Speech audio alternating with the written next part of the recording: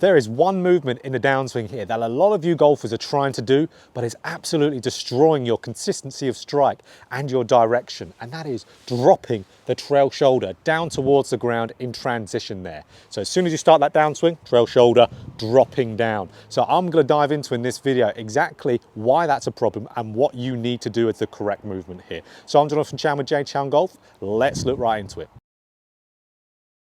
So let me show you here why that can be such a damaging move in the golf swing. So I'm just going to get up to the top of my swing. I'm going to drop that trail shoulder down. So when I drop that trail shoulder down in transition, you're going to see how my upper body has now fallen on top of my right side.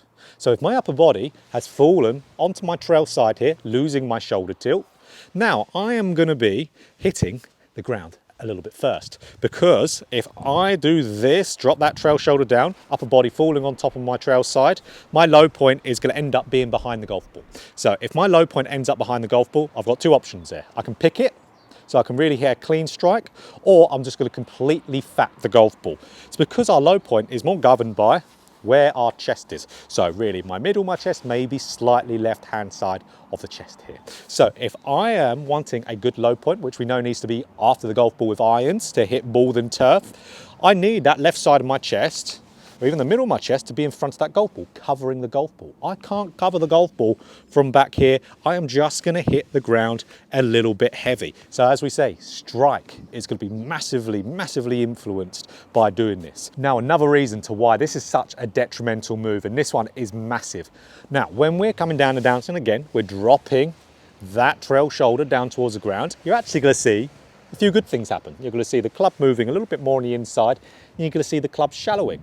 But from there, when I'm dropping that trail shoulder down, because we know my upper body has moved on top of my trail side, now I can't rotate from this position very well. So I can't take advantage of that shallow shaft and the more in to out path there, because we need to have, if we're shallowing the shaft, rotation to be able to support it, or that club's just going to get trapped behind us. So if we're in an environment where we can't rotate because the upper body is falling too far back too early, what's going to happen? Our hands and arms are going to overtake the shot because my body won't rotate, and if it does, I will ground out a little bit too early. So I'm going to really be stopping my pivot, and then I'm going to be flipping the hands through just like this.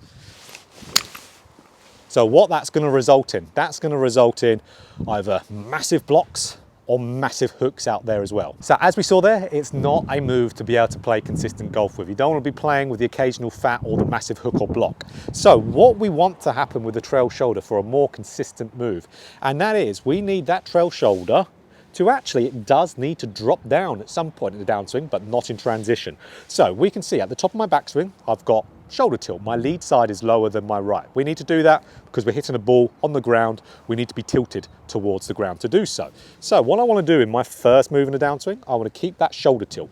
I want to be able to still have my lead side lower.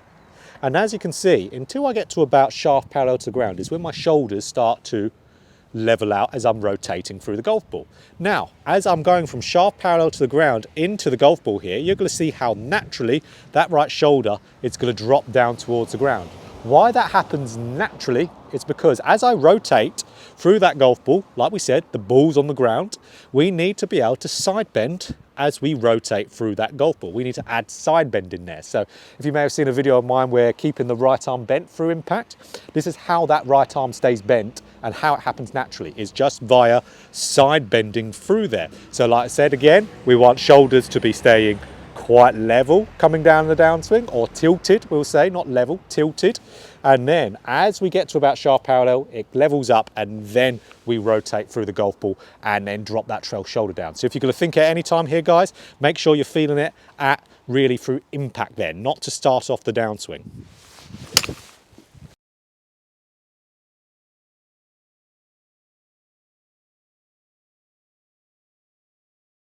So let's discuss a drill here we can do to get this nice consistent trail shoulder movement in here.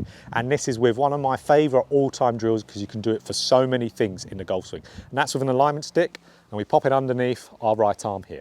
So what we do here, we get up to the top of our backswing, which will, with this drill, naturally be fairly short just because of this will block our left arm from traveling too high. So it really promotes us to have a good full turn because that's the only way we can get a good backswing. So another good reason for this drill.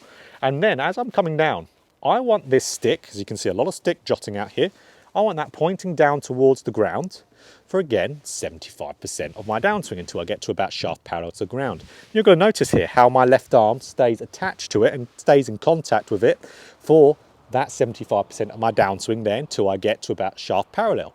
So you can see pointing down towards the ground, and then as I turn through, that left arm detaches and falls a little bit. So we just ultimately here, guys, simplest terms, want it pointing down towards the ground in a downswing, pointing down this way.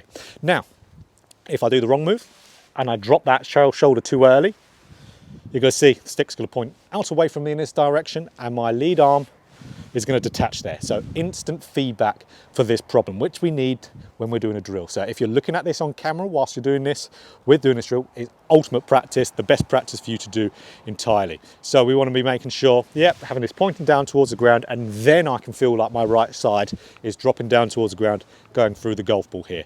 So like I say, with all drills, start it small, build it up.